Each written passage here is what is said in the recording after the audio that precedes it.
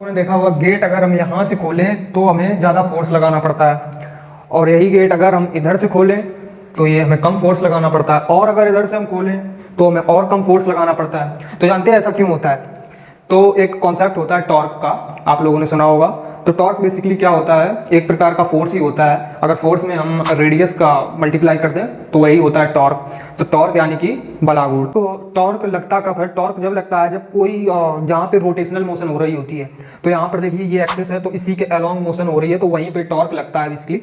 And तो इसको समझने के लिए क्या होता है, अगर हम इसकी त्रिज्या यहाँ से इसकी जो रेडियस होती है वो बढ़ाते जाएंगे तो हमें फोर्स भी कम लगाना पड़ेगा। तो यहाँ पर हम देखें, यहाँ पे अगर इसकी रेडियस 5 मीटर है, मान के चलते हैं यहाँ पे अगर 5 मीटर है तो यहाँ से इसकी 10 मीटर हो जाएगी।